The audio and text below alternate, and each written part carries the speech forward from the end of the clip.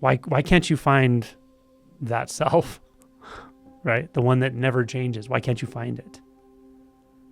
It's right there. The answer's right there if you want to really look closely.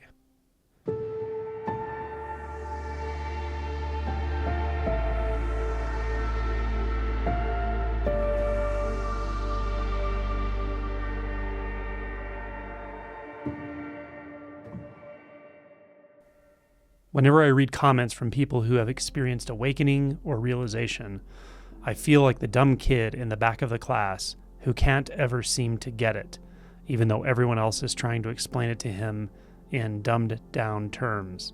It's super frustrating when so many people seem to get it, whatever that it may be, because I so deeply want to experience the same clarity, peace, and joy that I observe to be the fruits of awakening. So this comment really moved me because I feel the sincerity here. I feel the frustration. I feel the almost desperation. And I know other people feel this way. I know people share this view because I hear it periodically. So I did want to address it. First of all, I want to say, you're not a hopeless case. This can change on a dime. It could change right now. It could change today, tomorrow. You could have a shift in experience or identity that basically turns everything upside down, and you won't see it's coming. You won't be able to manufacture it. It just comes out of nowhere. So that can definitely happen. So keep at it. Keep investigating, keep inquiring, keep exposing yourself to whatever it is that feels like it has some kind of resonance with the deeper part of yourself, whether it's videos or interacting with others or retreat or meditation or mindfulness, whatever. So it's not a hopeless case for sure. I just want to kind of say that as a baseline, but I want to address more specifically this concern and how it relates to seeing others talking about it and feeling like you don't get something, you don't get it. I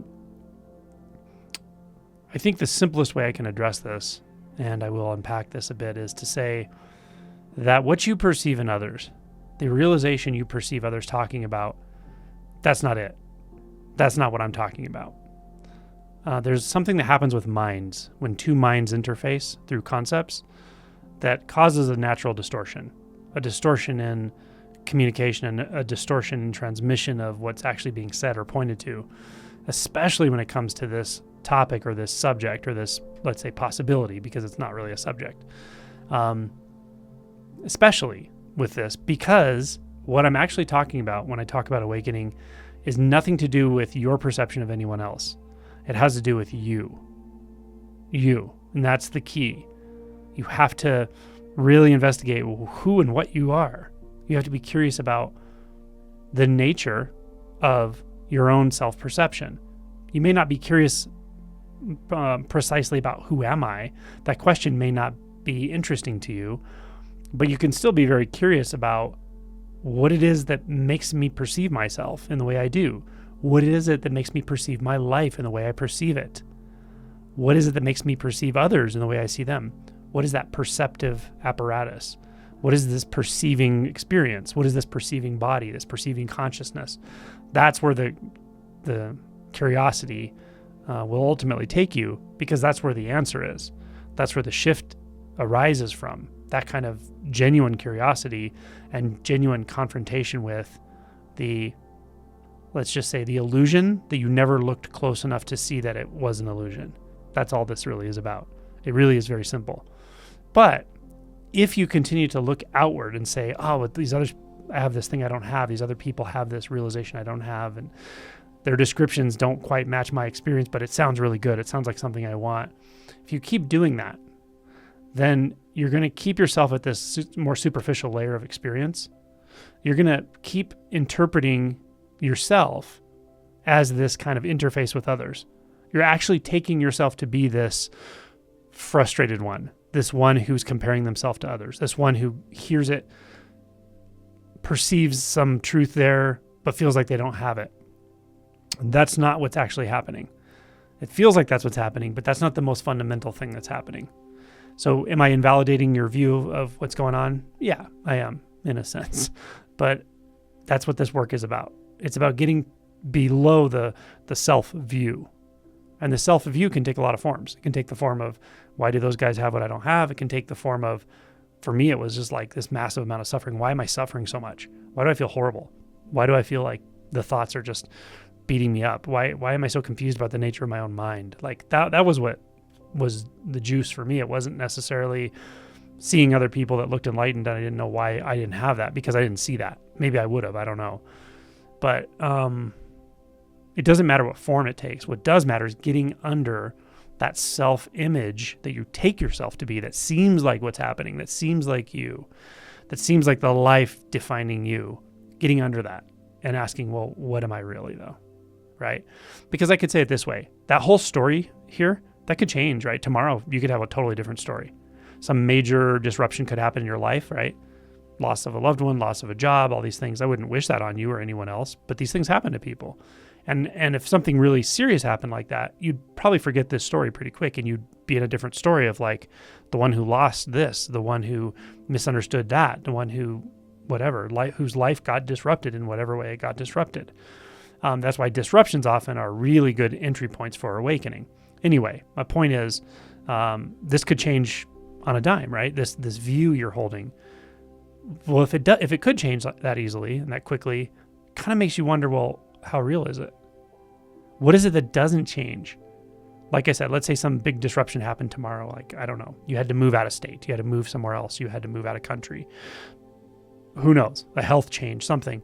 And all of a sudden you weren't so concerned about this stuff anymore. You're like frustrated with that. Why did this happen? And why am I suffering this way? And what does this mean? And how am I going to live like this? And right, that could be your new story. But I would just ask you, well, what is it that didn't change between today and tomorrow? What is it that didn't change between this story and the next one and the next one and the previous one? That's what we're interested in. We're not interested in the story. We're not just interested in the struggle itself or the narrative of the struggle. We're interested in really looking closely at who it is that's struggling, or who's taking themselves to be that struggle. That's the real key. Who's taking themselves to be you as you know yourself. You that's living the life you think you're living, or you believe you're living, or whatever it is. What is the nature of that one? Can you find it precisely? Can you not find it, right? Like, if you can't find it, why? Why can't you find that self, right? The one that never changes. Why can't you find it? It's right there. The answer's right there if you want to really look closely. That's what this is about. It's about looking closely at your experience and not looking outward at other people's experience. That's essentially what I wanted to say. And I know it's frustrating. I get all that. And that's also another entry point. The emotions themselves, the feelings can also be an entry point. But when I talk about first awakening, I usually don't point people in that way, because you can get entangled in the feelings and then the narratives of the feelings, and that can go on and on and on. Get curious about who or what it is that's taking themselves to be this story of you in this life. Why? The thoughts and narratives can change, but something doesn't change. Why? What is it? What is it that doesn't change? And then what is this business about discovering it or not discovering it? What's that about?